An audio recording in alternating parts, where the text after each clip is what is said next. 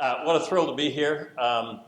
It's a wonderful opportunity for a person in my role to have a chance to share information with parents that may be able to help them work with the issues their children have. Kind of get a sense of who we are. How many people are here tonight because they have a child or they're close to a child who has difficulty learning to read?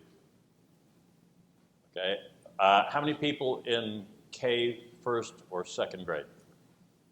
How many third through fifth? How many older than that? Okay. Thanks, that gives me a sense. How many people here, I know we have some Lawrence staff, but other than Lawrence staff, how many people here are teachers?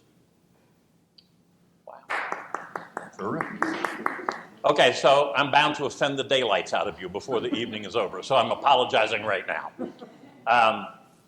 So the reason we have conversations like this where people come because they're concerned about children learning to read, the reason we have these conversations is that my premise tonight is that there are things we could do in schools that would really diminish that, the number of kids who struggle with learning to read, but we aren't doing that yet. And we'll talk a little bit about why that is. And so what I want to do is talk about the things that are available to us that we could be doing. So our topic tonight, we framed it this way. We said, so why wait for failure? Because that's typically the way we deal with kids who struggle to learn to read. It's when they start to fail that we take action. But it turns out there's a system of early identification, early intervention that actually leads to prevention of reading failure. And I want to share with you a lot of the research tonight that really supports it. There's a lot of argument in the field about these issues, and there are people say, no, we should do it this way, no, we should do it this way. And it kind of feels a lot of times as if it's open to question. And one of the things I want to share with you tonight is 35 years of research by the National Institute of Child Health and Human Development, which is a government agency, a research agency that reports to the National Institute of Health. And that research actually takes that argument off the table. It's no longer in doubt what sorts of things we ought to be doing. What's in doubt is how do we move towards getting these things into the schools so that the problem is prevented. So let's take a look at this. See what we got. Come on here. All right. So I'm trying to put 10 pounds worth of information in a 5-pound time bag here. So I've got more to say than there is time to say, and there are going to be people in the back of the room making rude gestures to me after a while, telling me either stop or hurry up or something. So I decided I would put it all into one slide. And so here we go. This is the entire presentation in one slide. The National Institute of Child Health and Human Development has built a research base of the environmental factors, the underlying neurological deficits, and the instructional problems that cause reading failure. And that research is so deep and so broad, has so many studies done by such top research people, and each of those studies has been corroborated many times by other studies.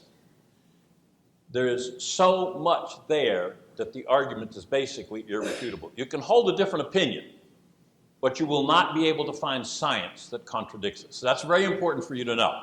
There's an enormously powerful body of science that supports what I'm going to be talking about tonight.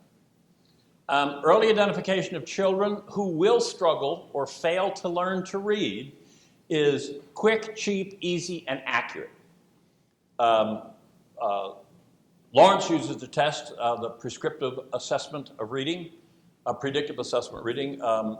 Marvin uses one similar to that called the CTOP, the Comprehensive Test of Phonological Processing.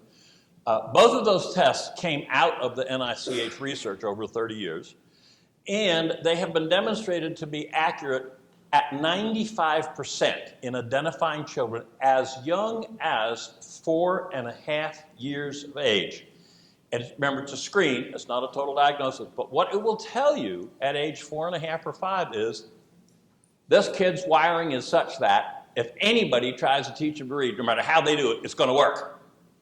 Or it can say, here's a couple of things to worry about. There's some stuff that looks okay, some stuff that looks worrisome, pay attention to this. Or it comes in with the gong, the wiring is not there. And so if you don't build that wiring, in other words, if you don't teach the right way early on, this kid is on the road to failure. So that's an incredible factoid.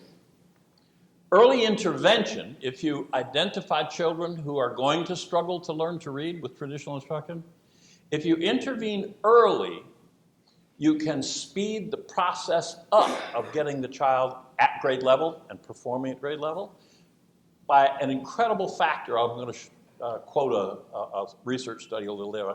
You can speed it up by a factor of 16. You can actually get the job done 16 times easier if you start early on.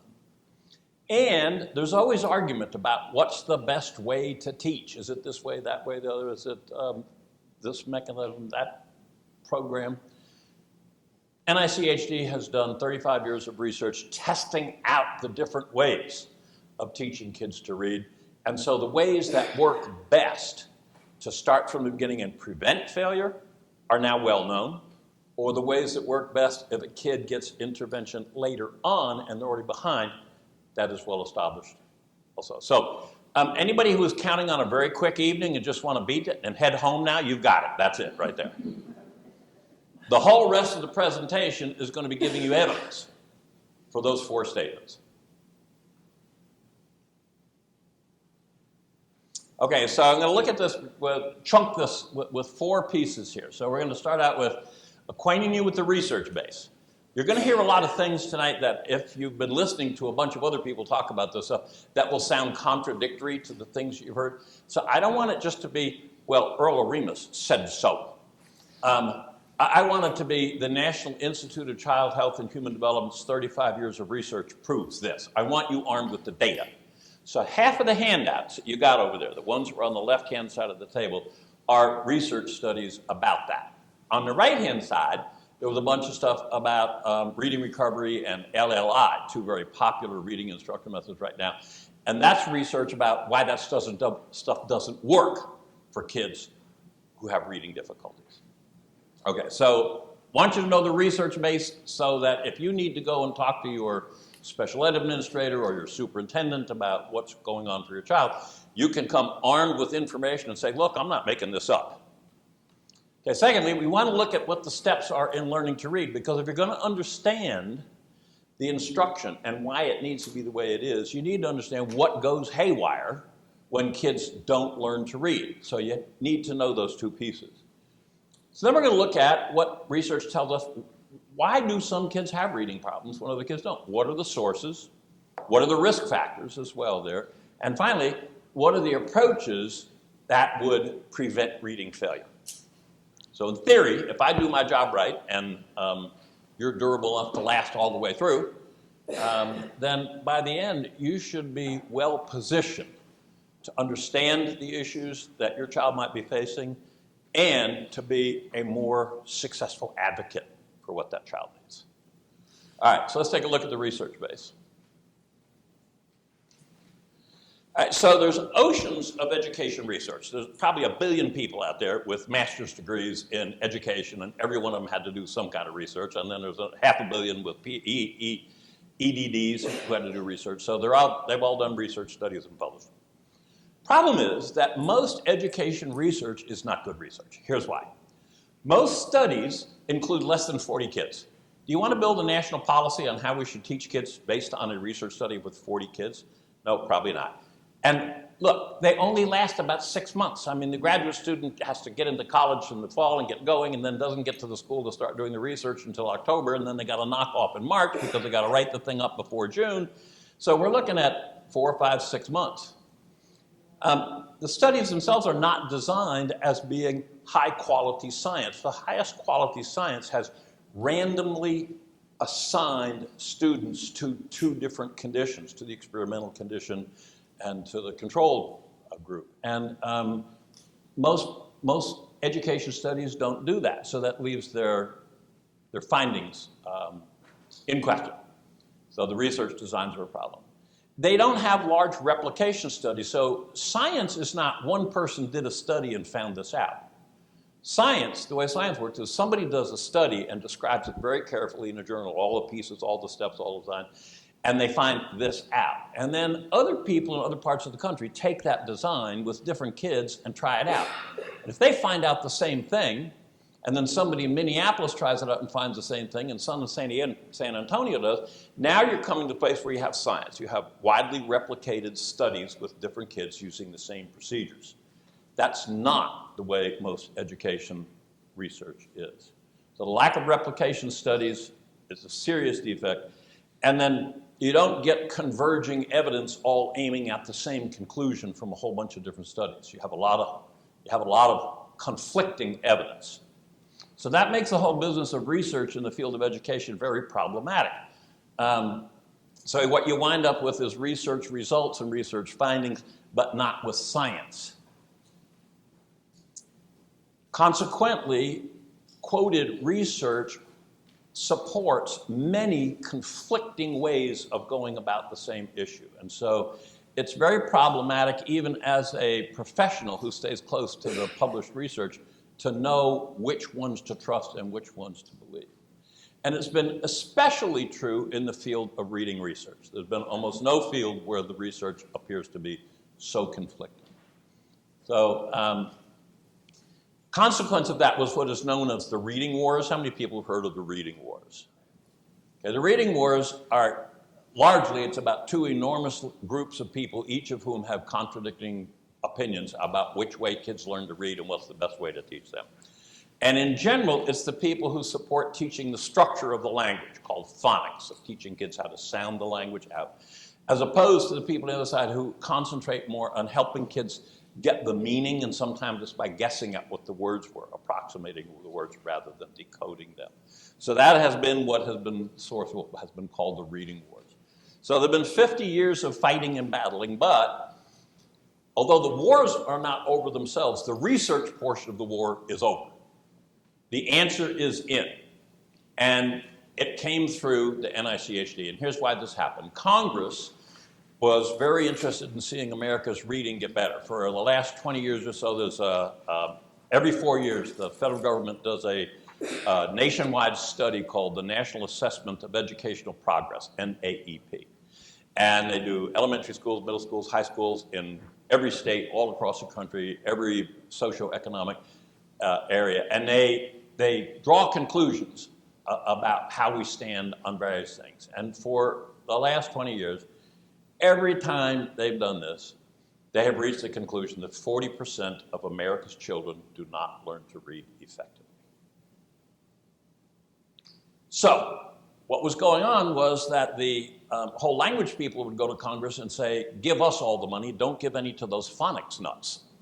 And then the phonics people would come in right behind them and say, give us all the money, don't give it to those crazy whole language people. Congress finally said, isn't there some way to figure this out? And they turned to the National Resource Council. That is the federal government's official research arm. They have organizations below them. They handed the task off to NIH. NIH handed it to the National Institute of Child Health and Human Development. Because the federal government's position, the science's position was that the negative effect on these enormous numbers of children who were not learning to read had a profound effect on their health and on their human development and on their prospects for a successful life. And so they felt like that belonged in their bailiwick. Just tells you how serious they thought the problem was. Okay, so there's now been well over $250 million spent on this research. Remember, when I was talking about the education research, one of the problems is it's cheap. They don't have enough money to fund it, like many other things in education. So this is the opposite. They've been doing it for 30 years. Nearly 100,000 kids have now been studied. So it counters all of those arguments against the kind of research that you may have heard that could be giving you different ideas about what's going on. The studies have occurred at 41 of the top research universities in America, and the scientists who are appointed as the head of the research in each of those areas is one of the top reading researchers and scientists in the world. So, just a couple of data points to give you an idea how big this is. But that was 1965, over 75,000, actually it's over 100,000 now. They studied about 30,000 good readers to see, well, what happens, what's going on in the brain, and what happens when people learn to read easily. They've studied over 30,000 kids who really struggled to learn to read. Notice that instead of 6-month studies, some of these studies have gone on as long as 12 years. They started with the same kids in kindergarten and followed them through 12th grade. Some of them have gone 16 years. They've gone through the first 4 years of college. So this is not a quick kind of a thing.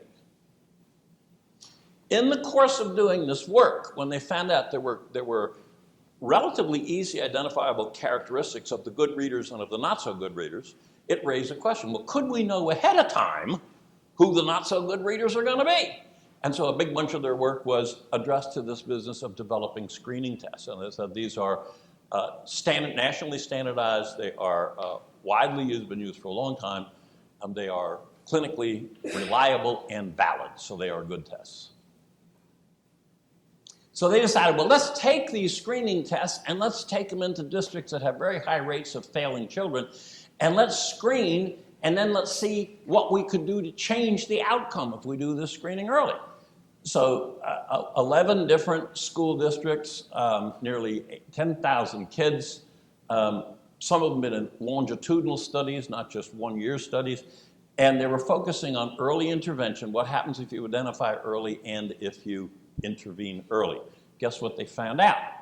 If you identify early and you intervene early, you can bring the child back up to the level they're supposed to be at quite quickly. It takes a knowledgeable teacher, so you've got to have the right kind of training.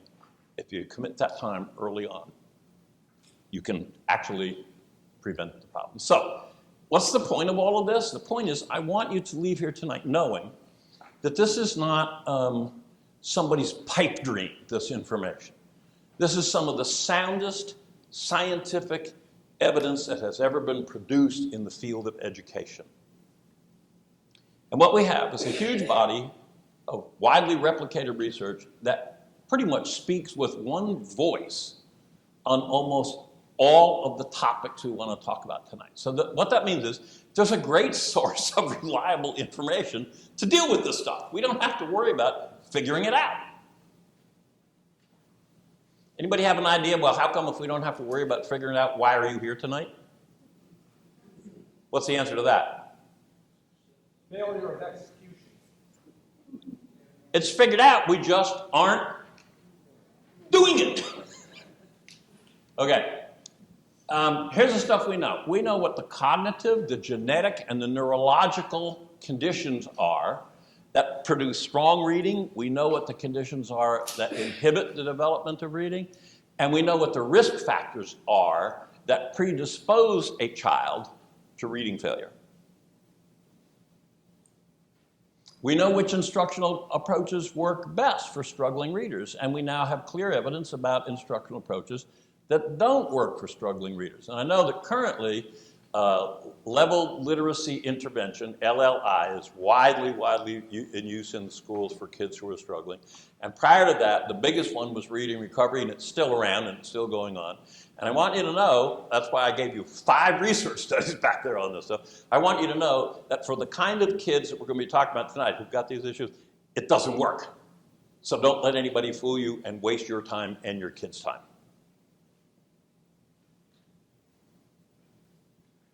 Said that, so move along here. All right. So is it just the NICHD research? No, it isn't. In the 2000, the federal government turned to a group of scientists and said, we would like you to study all of the scientifically valid research studies that have never been done in America that we can find, and combine those results and find out, is there any general information that comes out of all of those studies? So they did. There are 115,000 scientific studies of reading that have been done outside of NICHD. And guess what? They all combined to say there were 5 crucial elements that had to be included in reading instruction, and that there's a sequence that you go through in teaching that. And every one of these studies, on the average, when they average them all together, came to the same conclusion, which is essentially, that's the conclusion that the NICHD came to as well. So now we have 2 huge piles of research helping us out here. All right, so we know why it is it's happened. It's because our colleges of education have not adopted this information and taken it into the teacher training courses. So there were a number of people who raised their hand that they were teachers. Where are your hands? Put your hand up, teacher. How many of you got taught this in your stuff? 2? That's a high number, basically. About this side. Yeah, where? Good. We're starting to make a little progress here, okay? Okay, so that was the first chunk that we were going to look at here. Now, I'm going to take a look at the steps in learning to read, and I'm going to have to zip through this. I like all this information goes around, so I usually tend to tell too much of it, so I'm going to try to pop on through a little more quickly. So it's very important to know what the steps are, because it turns out, the NICHD research made it clear, all kids go through all of these steps. They go through them in the same sequence, and they all have to do it. If they don't develop skill at each of these steps, failing to be skilled at any step basically breaks the process down.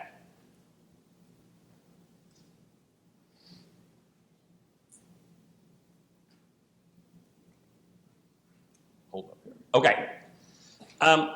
So in the left hemisphere of the brain, there's a whole bunch of the neurological turf here that is devoted, hardwired, for the production of oral language, for speaking and for listening and understanding the spoken language.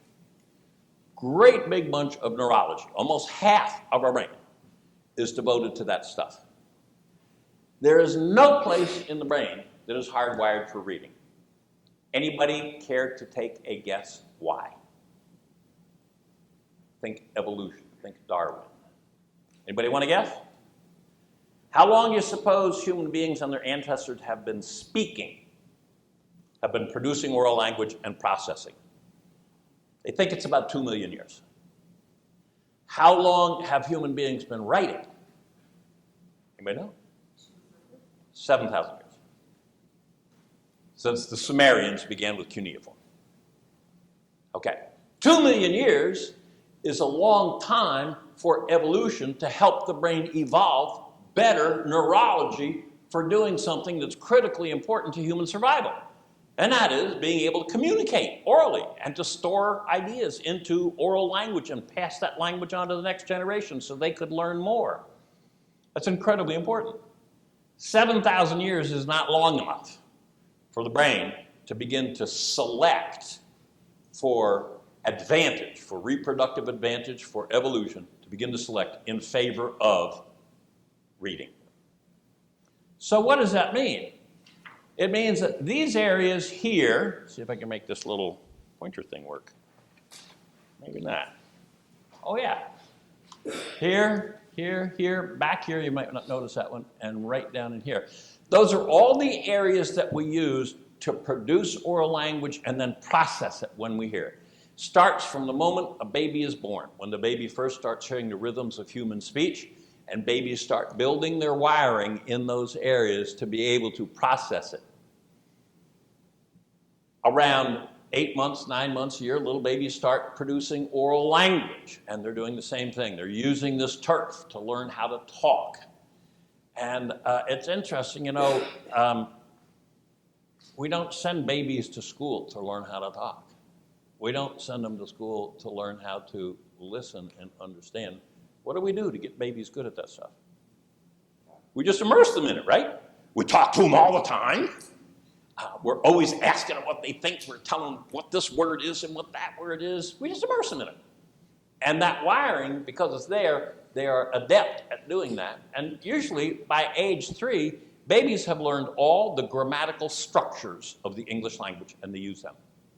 That's astounding. Last time you took a grammar course? It's a little baffling to have to learn how to talk about the grammar, but they have learned how to use the grammar by that age. Okay, here are the primary reading areas of the brain. What do you notice here? The primary oral language processing and producing areas? Primary reading areas, what do you notice?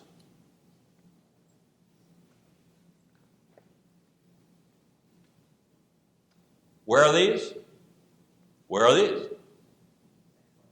Same place. So what do you have to use when you want to learn how to read? What part of the brain?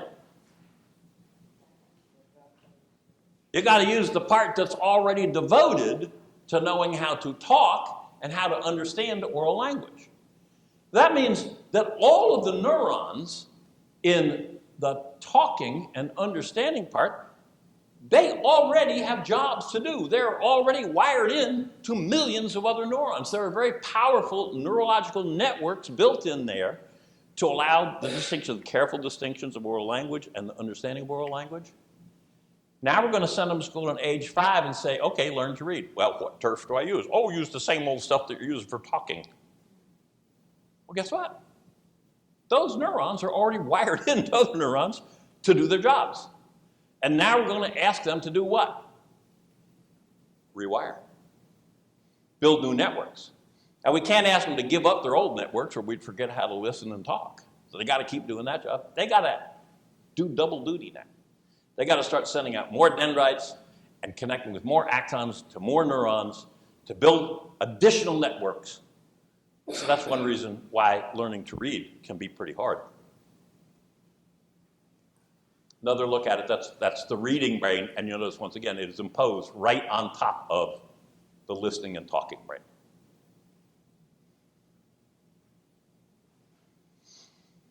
Okay, so learning to read is the process of rewiring the brain, of recruiting networks to build new neural networks in areas already devoted to performing other neural activities. It's hard work. So what does this mean literally? It means you need to challenge certain neurons in there to do certain things.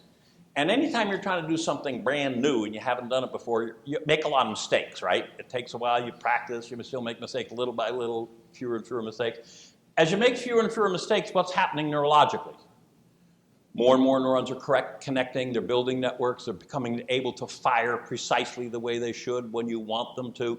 It's helpful here to think about a physiological learning because it's easier, I think, to imagine it. So sometimes I get lucky enough to try to teach basketball skills to the little boys and girls at my school that want to be famous basketball players. And so one of the first things you got to teach them is how to dribble the basketball. They all want to shoot, but you got to teach them how to dribble the basketball. And I can tell them exactly what you have to do to be good at dribbling. You have to be sure you dribble the ball off the tips of your fingers and your thumb and off these two bumps at the back of your hand. But you have to be careful not to just sort of whack the ball because all these other bumps start hitting the ball and they make the ball go in the wrong direction. So I show it to them, I explain it to them. I say, do you understand this? You go, oh yeah, what do you do? Use this and this and this and this. What do you not use? Oh, you don't use any of this. And I give them the basketball, what do they do? They whack them. Ball goes everywhere, right? And so I show them again, you got this, yep. How come they can't do it like that? They don't have the neural networks. They do not have the networks in the motor development portion of the brain, the motor planning portion of the brain. So to get to the place where they can actually dribble and only use the right parts and make the ball go where they want to go, what do they have to do? Every single day, they got to challenge those neurons. They're kind of probably at the beginning, they're making 100 mistakes for every time they get it right. And they got to be durable to stick to it and keep going, and little by little, because they're challenged every day, the neurons start sending out more connectors, they recruit more neurons, they build a better network, they get to where sometimes they can do it, other times not, then they get most of the time they can do it. That is a measure of the skill of the networks that's being built. So the same thing has to happen in learning to read, and it is tough work. So this is one of my all-time favorite slides. So I like to show this no matter what topic I'm talking about. I got to figure out a way to show this, but fortunately this really fits. This is a speck of a newborn baby's brain, and these bright spots are neurons. And the little blue lines and yellowy green lines are the connectors. The dendrites reach out and connect to other neurons, and they get information from other neurons that gets sent to them. And the axon is the big long piece comes out, and that's where it reaches out, it has a little branch at the end, and it connects to other neurons. That's what sends information out. So it has ways to get information in, information out. Okay, in this newborn baby's brain, we see the neurons and we see the connections. Baby is busy learning. In the first 5 years of a baby's life, their brain forms 1,000 trillion new synapses. Synapses where two neurons connect. 1,000 trillion, which shows you the level of complexity that it takes of learning to learn all the things that babies have to learn in their first 5 years. Motor control, talking, walking, you know, when they're using a little spoon to get the applesauce in their mouth, not their ear. Same spot in that baby's brain a year later. What happened? Neural networking. Same spot as a 2-year-old. What you see there is an actual photograph of learning. That's what learning looks like in the brain. And you don't just make a neuron connect to another neuron by just calling up and saying, hey, connect to that guy. The only way you do it is like the little guys at the basketball. Over, challenge. So it is hard work. Okay, so key thing here. NICHE studies show that all readers go through the same steps. People can be wired up so this stuff is easier or harder for them. One of the things that I and some folks I've worked with that have developed that we think is very important, we have this concept we call the intuitive learner, non-intuitive learner concept. And you can arrive in this world with really much better wiring for doing this kind of thing and much less good wiring for doing that sort of thing. And actually, that's true of everybody. Everybody is intuitive at some kinds of learning just because of the luck of the draw on the neurology they got. And also, everybody is non-intuitive at other kinds of learning. It's really hard for them. So you got both those things going. In studying reading, the people who are whole language people looked at really good readers who learned to read very easily. And they concluded that it was unimportant to teach phonics and sounding words out. Guess why they concluded that? What would make them think you didn't have to do it? Because the really good readers did what? They were very intuitive, they had great wiring, and they mostly learned it on their own, right? It didn't take a ton of instruction. And so they looked at best readers and said, well, you got to do a bunch of stuff with phonics? Nah, they don't need that stuff. Just like they looked at kids who were struggling with comprehension, and they never looked back to see that these were kids who never became fluent readers. They became good decoders, they could recognize words, but they couldn't do it fluently, so it slowed them down, and they didn't have enough processing power left over to do the comprehension stuff. They were still stuck at word identification. And because the really good readers become fluent on their own, nobody ever does fluency drills with really good readers. In fact, as Lou said, this is my 48th year in schools, and until 5 years ago, I never heard the word fluency uttered in a school building unless it was me who said it. It wasn't said. It wasn't a concept that people thought about. So what happened was a lot of kids can learn some of these steps so intuitively that it looks like they didn't learn it and they didn't need a teacher. Who should you look at if you want to find out where you have to really be able to teach in reading? The intuitive learners? No, you should look at the non-intuitive guys, because what are you going to see there? You're going to see where it's hard. And then you're going to have to learn, how do I teach in a way that overcomes the fact that this wiring makes it hard? So struggling readers always break down at one or more of these 5 steps. So we'll take a quick look here. The beginning stuff happens actually when the baby is still in the uterus. Babies can hear when they're in the uterus. So actually begin to develop their auditory processing stuff while they're in the uterus. But as soon as they're born, they start hearing lots of oral language, and they begin to develop what's called phonological awareness. And phonological awareness, let's just hop over that. Phonological awareness is the notion, is the understanding that the language itself, listen to the sentence I'm saying right now and see if you can figure out how many places in the sentence is there a stop where you have a word stops and there's a pause and there's no words going on and a space takes place and then there's another word. How many spaces were in there? 0. There was not a pause. And yet you heard the words as if they were segmented, right? You heard them as if they were separated just the way on the page with a nice little space between them. But hey, is that what you're hearing right now when I'm talking? You hear all the spaces between the words? There aren't any. So phonological awareness is the developing awareness on a baby's part or a toddler's part that these phonograms, these sounds, these phonemes can be segmented. They can be separated. Let me ask you this. Have you ever heard a person talk to a baby using a sentence with a stream of language like one I'm doing right now? Is that how people talk to babies? All right, so play a little game. What do you say when you see a baby? Well, first I know, ladies, you all say, ah, but after that, what do you say? You say a word, right? And you say it in sort of a high-pitched tone. You emphasize the sounds, and you might say that word 2, 3, 4 times, and the little one's looking at you, and you're having fun, right?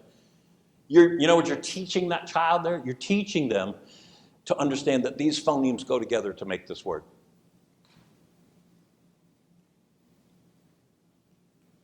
So we call this the continuous speech stream. Sounds are continuous in the speech stream. It's like taking a bucket of water and just pouring it out. All the sounds pour out just like water pour out of a bucket. No spaces in between. Little by little, as kids get ready to learn to read, they come to understand that first there's chunks, and then smaller chunks, and then you can break those into littler chunks, syllables, and then you can do little clusters of sound, and then finally individual sounds. And that's the process that kids go through to get ready to link an individual sound with a letter. Phonemic awareness is recognizing individual sounds. It is one of the most crucial steps in preparing a child to read. Okay, so kids with low phonemic awareness cannot distinguish or segment individual sounds.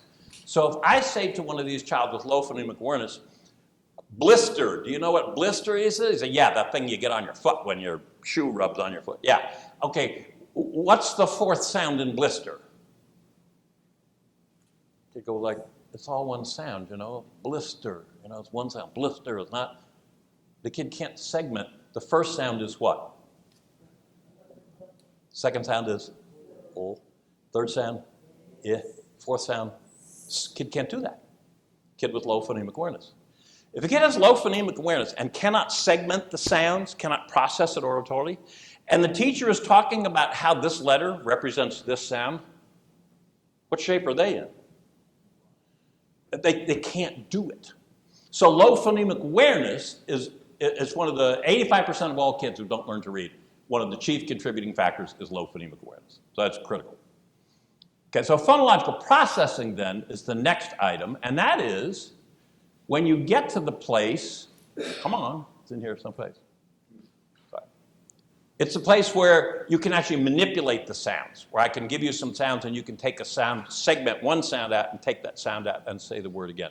So, what's my time? 20 minutes? Yeah. Okay. Raise your hand if you know the poem Mersey Does. Mersey Does. Okay. If you know the poem, you can't play. Put your hand up. Okay, I'm going to say 4 lines of poetry, and I'm telling you, honest to God, they're real English words, and they really mean real English stuff. And I'm just going to tell you the line of poetry and then ask you to tell me what it says. Ready? Okay? Mersey Does and Dozy Does. Says what? What are the words? What are the words? Mersey Does and Dozy Does.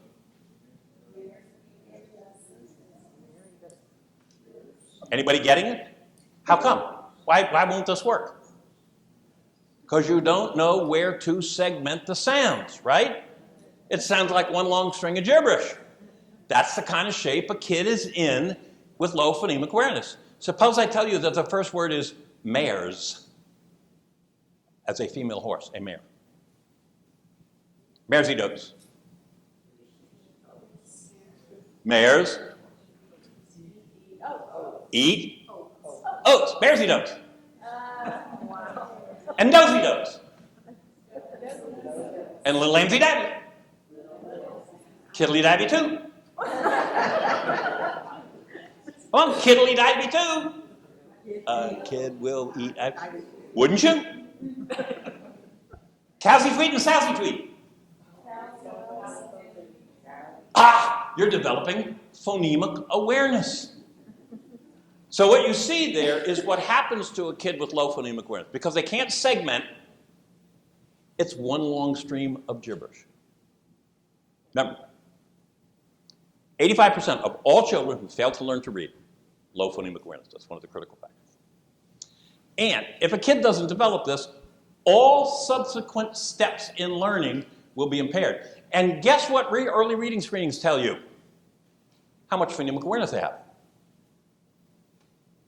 Right? And you can know that when a kid is 4.5 years old.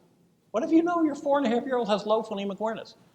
Well, first you run around and go, oh God, what do we do? But then you come to Lawrence and they'll tell you, you do some phonemic awareness training. They probably have some here.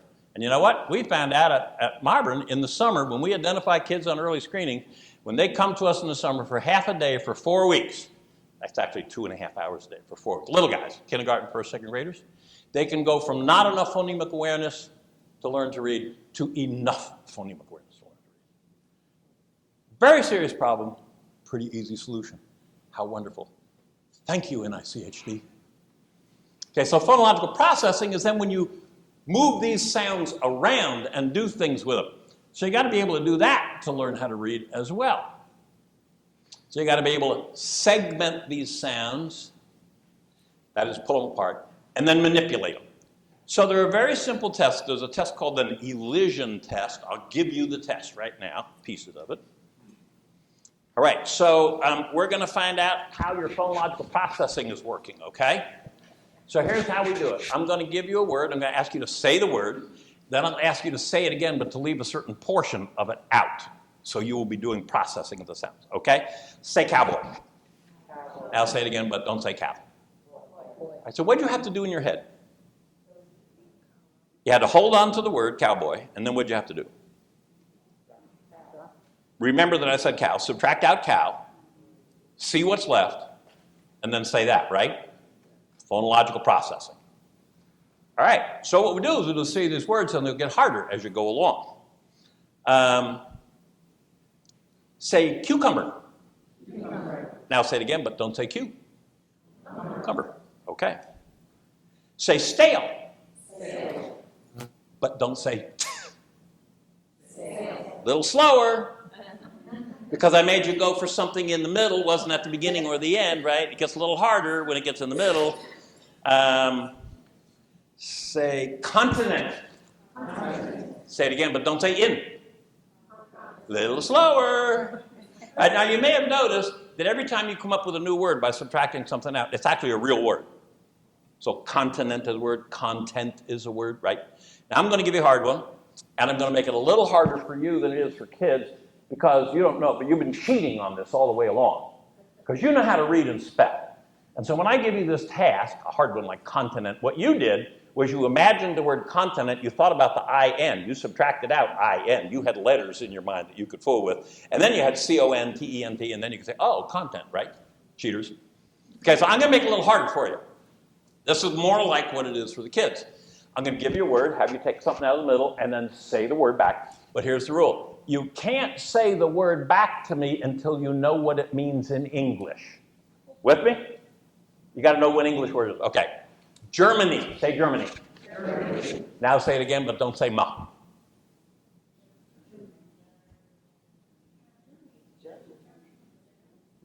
I'm half deaf. You got to say it loud. Germany. What's that? Oh. What's journey? What is it? Travel or a trip, right? Okay, so I made it harder because I made you think of what the real word was. And you were cheating doing the spelling thing. So you had G-E-R-N-Y, and you're saying G-E-R-N-Y, journey. What the heck is G-E-R-N-Y? And you couldn't do it because you were doing the spelling. If you just do the sound and I say journey, have it right away, right? Okay. So that's another piece that kids need to be able to do neurologically before they can learn to read. And that is another place where using a screener tells you the kid doesn't have this capacity, and so then you target your instruction at that. Okay, so go look. Decoding is a system of rules, and encoding, system of rules of how we use individual letters or little clumps of letters in English to represent certain sounds. Now, it's not easy, sad to say. Spanish or Italian? One of those. Spanish or Italian has 36 sounds in their language, and they only spell them, oh, I got it backwards. They have 28 sounds in their language, and they only spell them 36 different ways. So if you hear a sound, it's almost always a certain letter. There's not much variation there. English has 46 sounds. Hazard a guess at how many ways we spell them. Just holler out a guess. 100. What was that? 100. Say it. 250. 400. 500. 1,000. No, I thought he said 5,000. I thought he said 1,000. Yeah, 1,136 different ways we spell those 46 sounds. Oh my God. It's complicated. So I gave you this little thing right here. It's 3 pages, and we used it for a long time in our summer program at Marburn to record all of those different things, the ways letters and sounds match up in the English language. And so to learn how, yeah, they're back there. So to learn how to read and spell, you have to learn all of this stuff. You guys get these things? They're in the back. Right. So one more example. How many ways do we spell the sound E in the English language? Take a guess. Give me a digit. How many ways?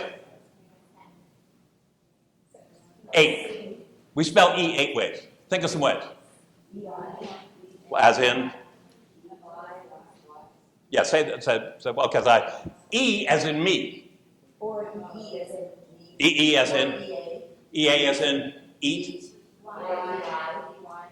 EY as in monkey. What about chief? and Y. Yeah. Happy. Yeah? Yeah. Okay.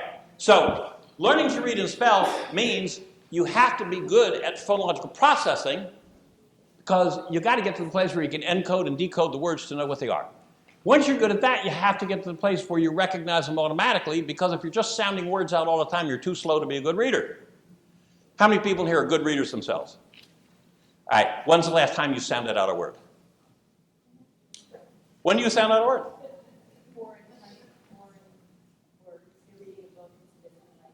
Only if you've never seen that word before, right? Then you sound it out. All the other words, what do? You don't sound them out. You see them and you know them.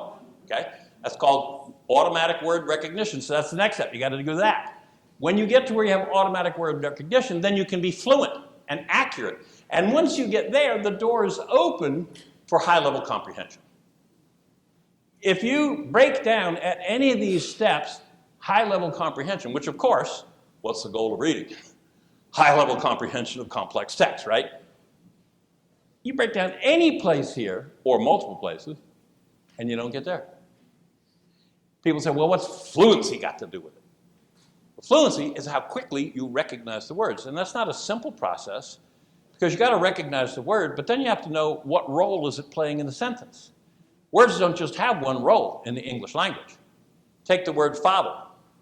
What part of speech is it? Father.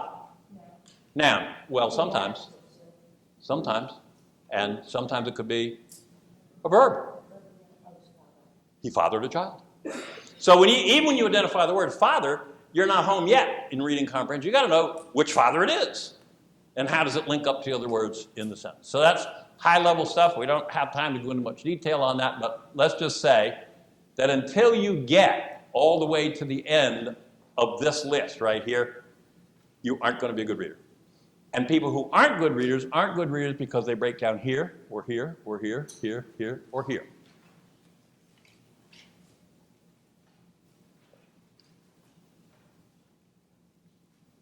All righty, one last example here. So once you get all of the fundamental stuff of reading, the business of thinking about what the actual meaning of the text is, what's my time right now? Huh? It's 8 o'clock. All right, you're going to give me 10 minutes extra, right? All right.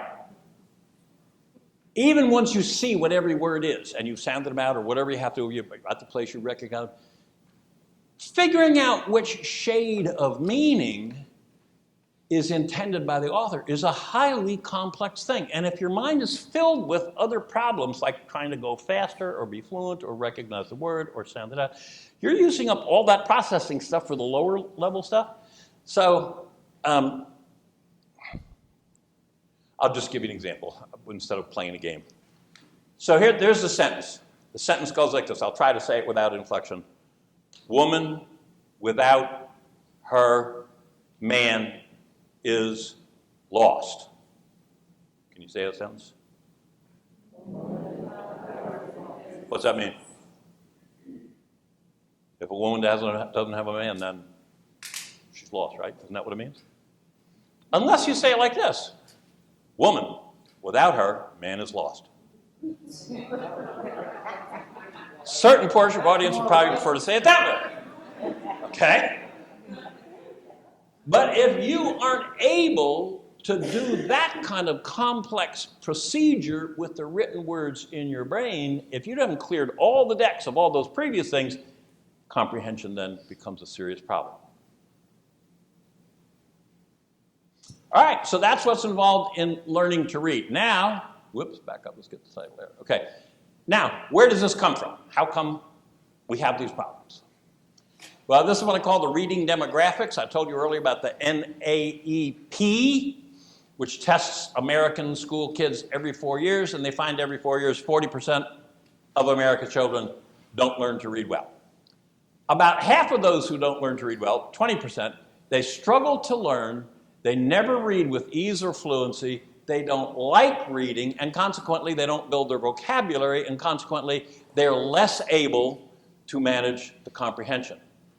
When a fourth grader is reading a fourth grade text or storybook for pleasure on her own, when she's able to do that, with fourth graders are able to read a story for pleasure on their own, they will gain 10,000 new words a year in their vocabulary of what words mean, because they will start reading at a rate of 1 to 2 million words a year. A fourth grader who's still struggling with sounding words out doesn't get that boost. And that boost happens for that fourth grader, the good fourth grade reader. That happens again for her in fifth grade, and in sixth grade, and in seventh grade, and eighth grade. And the third and fourth grader who's still struggling to learn how to sound out words never gets that boost, doesn't get in fifth grade, sixth grade, seventh grade. By the time they get there, they don't like reading anymore anyway, and they wouldn't do it if they could. So you can see how the gap just grows wider. The other 20% read below fourth grade level, which means at the level of trying to sound out cat and not always being able to do it. Okay, so there are 50 million school children in America. 60% who are going to learn to read relatively easily no matter how you try to teach them. That turns out to be about 30 million kids. The 20% who read poorly with difficulty, never get great at it, that's 10 million kids, folks. We're not talking about a couple of kids here. And the 20% who don't learn to read, 10 million kids. What's it like in Cleveland? Well, in the Cleveland, whatever they call it, demographic market area or whatever it is, approximately 500,000 school children here in the Cleveland area. About 300,000 of them will learn to read fairly well, 100,000 poorly, and 100,000 not. What are the risk factors? If you take 100 dyslexic kids, 85 of them will have a parent or a blood-related aunt or uncle or a grandmother or grandfather who struggled with reading, writing, and spelling. It is highly genetic. They've done all the genetic, not all, they're doing a lot of genetics. They've identified a lot of the genes that are involved. But it is largely, it is inherited. When I say dyslexia, I'm talking about reading difficulty that is based on deficits in those four primary areas we talked about. So other kids at risk,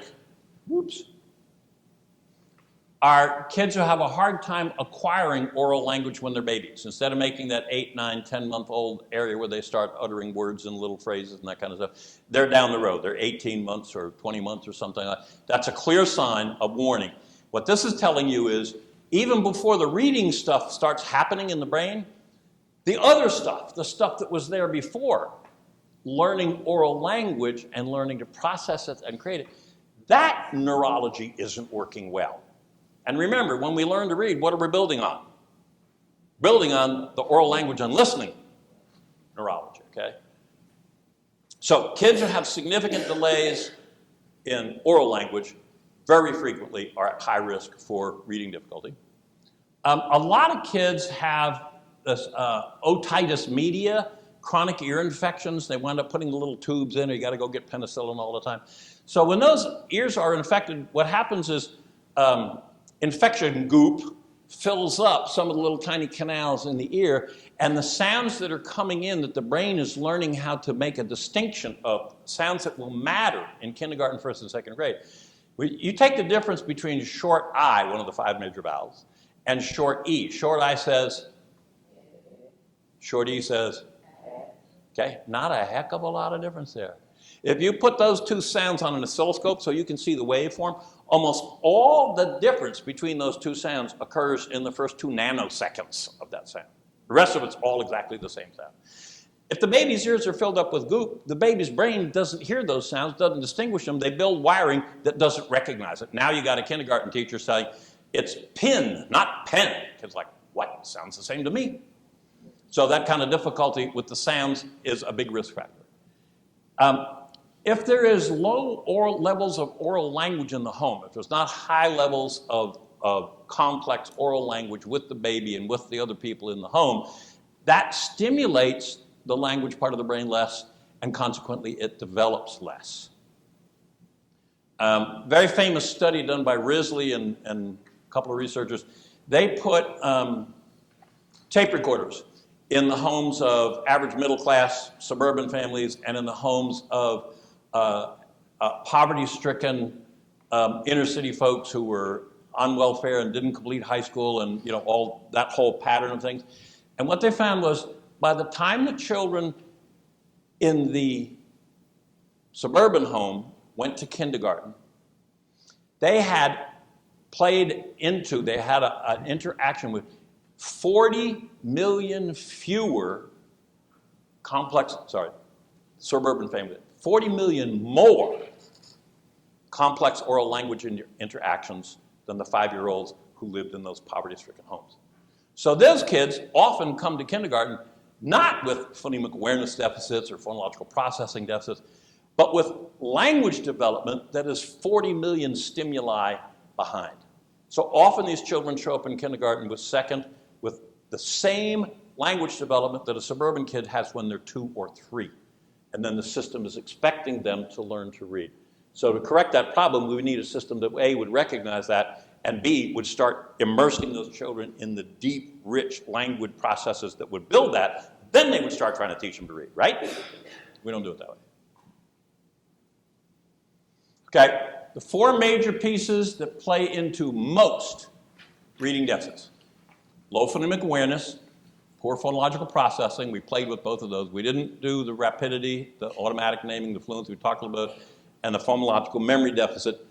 Phonological memory is a working memory. So working memory is like short-term memory. Only keep stuff in there long enough to do a little thing with it, and then it goes away because it doesn't stay cluttered up all the time. Phonological memories are different sizes. In each of these categories, kids can come with wiring that makes them more intuitive or less intuitive. So I usually talk about it as a tank. So kids can come to school with the phonemic awareness tank full, 3/4, halfway, only 1/4, running on fumes. So if you're down at about running on fumes or only 1/4 full, and you could identify that with a screener, and then you could do phonemic awareness activities and fill that tank back up to 3/4, now that kid's ready to go, right? So the same is true with phonological processing. You can do the same thing. Rapid recall of information, and then phonological memory. If a kid's phonological memory only holds 5 phonemes and then runs out of space, and you want them to sound out a word like blurt, so they see the B and they say, oh, I know what that says, buh. They put the buh up there. They see the L, oh, ooh. They see the U, R, They see the T, they go, T. But wait, that's too many sounds. It doesn't hold that many sounds. What happens? The B falls out. So you put the B back in, and the T falls out. So phonological memory is crucial, the size of your memory, for holding all those sounds in there while you get them so you can then try to string them together and sound them out. Again, you could be low there, and then you can do things to fix it. Okay, number 2 cause of reading problems. First was the neurological. We don't train our teachers how to recognize this stuff and then how to teach in a way that fixes it. It's that simple. Our district, the people who run our districts are mostly people who were trained in colleges of education that didn't teach them this stuff, just like the teachers. Often the districts don't have a commitment to this idea of early identification and early intervention. So that's the cause of the title here. Why wait for failure? Why wait till 3rd or 4th grade till we know the kid is failing? Because we can do what? We can know at 4.5, before they set foot in kindergarten, we can know which kids these are. And often the districts don't have a commitment to a kind of instruction that NICHD said is what you do to remediate this. So you could give me 9 little kids who have low phonemic awareness, and I could put them in our Phonemic Awareness program, and in 4 weeks they're ready to go. I could give those same phonemic awareness kids to you and let you do whatever you want with them, and guess what? At the end of those 4 weeks, they're not ready to go. It's not because you're not a good person. It's not because you don't care. Not because you didn't try. Why is it? You didn't know how. And you don't just do any old thing to make these neurons start to send out the connectors that they need to make this stuff work. Early assessment, early intervention is one of the big research guys at NICHD. Reading problems identified in grade 3 and beyond require considerable intervention. Children do not simply outgrow reading problems. 74% of all children identified as disabled in grade 3 remain reading disabled in grade 9. So, I can't read with this. It's 15 more minutes, right? 20.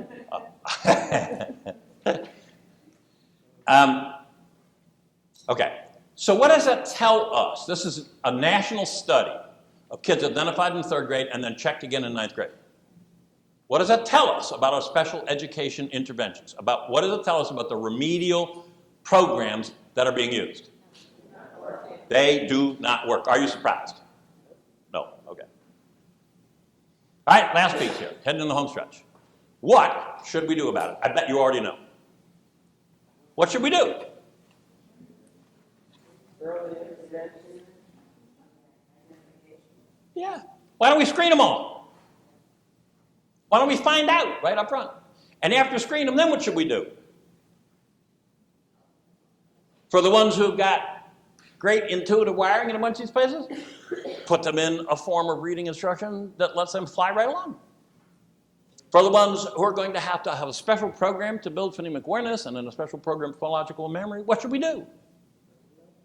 Put them in a program that does that. Oh my God, well, what a shame that nobody knows how to do it, right?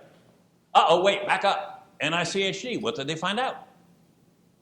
They taught us how to do that.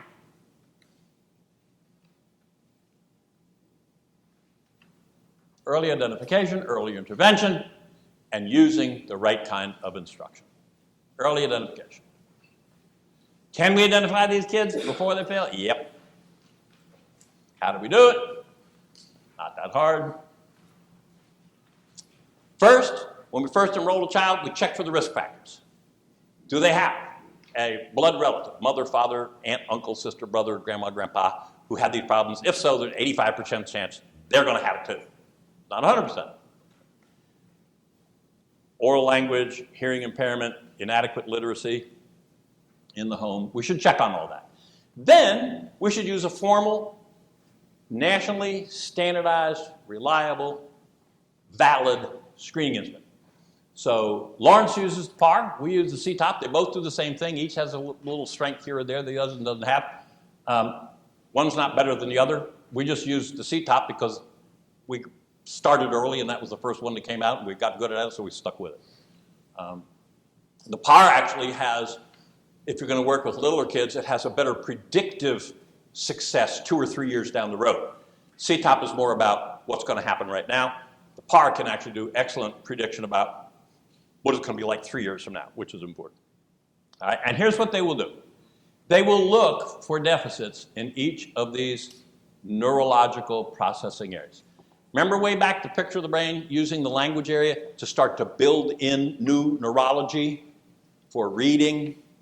So this is a measure of how much new neurology got built in, and it's a measure of how hard it was to build it, given that neurology that was there early on. A bunch of quotes here from the top scientists about how important this stuff is. Just if you need it to back up your argument with somebody, you've got them there. And you've got 3 research articles back there that do the same thing. Okay, here's the rule on early intervention. Don't wait. The schools rarely have enough people to do this stuff. So when you go and ask for it, they'll tell you, they will hesitate. They won't be ready to jump right on it. So you have a hard time getting them done. The material I gave you incorporates stuff that will help you. We're going to take a quick look here at the screen of what kind of stuff is designed to work. But if you don't start doing it right off the bat, every month that you don't do it, the kid's problem gets worse, it gets bigger, and it gets harder to overcome. And the kid is less likely emotionally to be willing to do it. That was cute.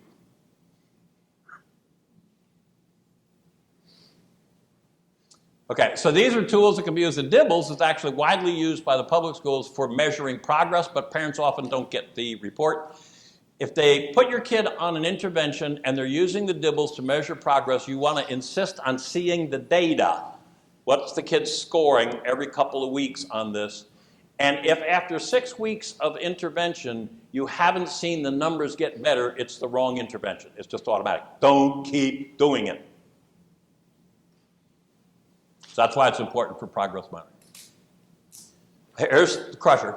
In kindergarten first, this came out of the NICHE studies when they did those intervention studies. Okay, they took kindergarten first and second grade kids who had all of these kinds of troubles. They gave them a highly skilled, trained teacher who knows about this, who knew how to do it. This teacher worked with a group of 4 students for 30 minutes a day and remediated those skills to grade level within 1 year. They waited then and went to 5th grade and took kids with the same kinds of problems these kids had that hadn't been remediated. And here's what it took in 5th grade. It took 16 times the personnel time to obtain the same result. It took one teacher working 2 hours a day with each of the 4 students to get them back to grade level. How many schools are going to give you a tutor for 2 hours a day to get your kid back to grade level? So what does it tell you? Waiting isn't likely to work.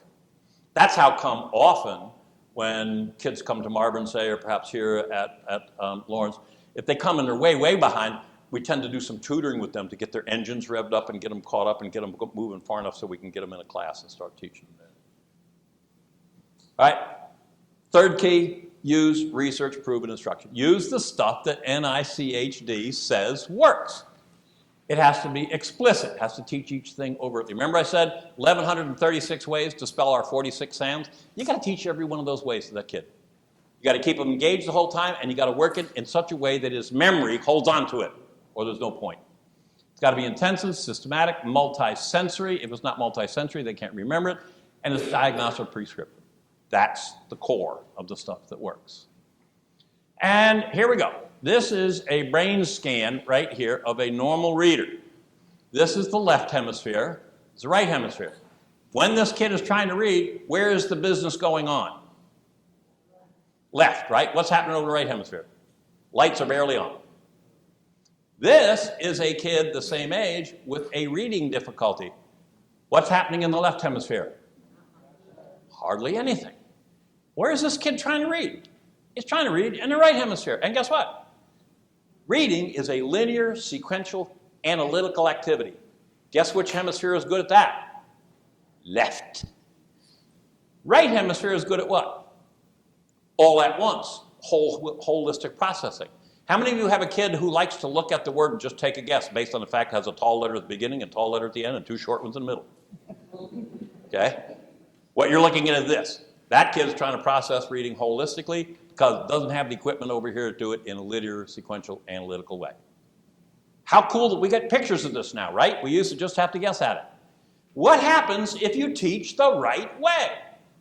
All right, here we go. This is a dyslexic kid or a kid with a reading problem. What's happening in the left hemisphere? Hardly anything. What's happening in the right hemisphere? Way too much. Give them a year of intensive, systematic, multi-sensory, diagnostic, prescriptive instruction, the kind of stuff NICHD argues for. What happened? What did we do? We built neural networks. Remember that picture? So effective instruction builds the neural networks that you must have to learn to read. You're being very generous with me. Okay, what has been proven scientifically to work? There you go. You have this list. Lindemood Bell's LIPS program is actually the most effective program for kids who have extremely severe reading deficits, kids with the most profound deficits. That is the most effective. For the majority of kids, Orton-Gillingham, which is intensive, systematic, multisensory, diagnostic, prescriptive instruction, targeted to cover each one of those 5 steps in learning to read, targeted to diagnose every place the child might have a neurological deficit and put enough gas in the tank there so that it would work. Then, after Orton-Gillingham, we have Orton-Gillingham-based programs which work, such as Lawrence's Codebreaker system, which is a blend of Orton-Gillingham and similar programs that was put together by the people here at Lawrence. The Wilson Reading System, which I'm sure you've heard of, the Road to the Code, Language Spire, Alphabetic Fonts, Phonemic, and Lexia reading software, all of which are designed to work for these children. Specifically designed. It's not that it just happened that way. So that stuff works. If you're offered one of those things in your other school and you're wondering whether to take it or not, here's what you have to ask. What's the trainer's level of instruction herself? What's her certification? How many hours did she put in? How high is she certified? People offer Wilson all the time, and the instructors have 3 hours of training. Well, I got to tell you, that's not going to work. How often will the child get one of these lessons? If it's not 3 times a week, the science tells us 3 times a week is the minimum for changing the neurons. If it's 2 times or less, you don't get the changes. You don't build the neural networks. How long are the lessons? I have a family that's overjoyed. Their kid is getting Wilson every day. 10 minutes. Not going to work. So fewer lessons or less time is not sufficient to produce the neural growth that you're looking for. Often people will give you the leave them alone and they'll come home wagging their tails behind them kind of a deal. You know, let's just be patient here. Don't be so impatient. Let's let it go. Let it work. That does not happen. More intensive application of the stuff that already hasn't worked is not going to work. And it's going to make the kid less compliant. Going to be less inclined to do it. If your school is using an intervention assistance team or response to intervention team, they have a tendency to drag their feet. Do not wait more than 6 weeks to see data showing numerals that show progress on your kid's performance. You should see actual numbers, and you're entitled to ask for that anytime you want. If there's not an improvement, insist on switching the methodology. If it's going to work, it will have worked to some degree in 6 weeks. If you're offered reading recovery or leveled language literacy or what is called a balanced approach, don't accept it. Time and time again, the research has demonstrated this does not work for the kids we're talking about tonight. Why does it work? Because they assume that in those neurological categories, phonemic awareness, phonological awareness, phonological memory, rapid automatic naming, they assume that all kids come with that equipment, so they don't even check to see if the tank is empty. And even if they find out the tank is empty, they don't know how to fill it. Put it another way, traditional approaches work for the 60%.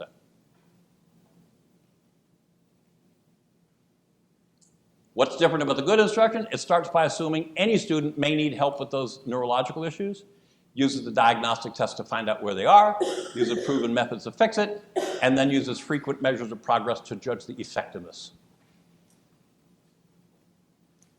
This was the second slide you saw. This is what it was all about. We have the research base. We can identify them early. Early intervention is proven to work 16 times faster. And the most effective teacher practices for intervention have been clearly established by research. Now you know. There you are.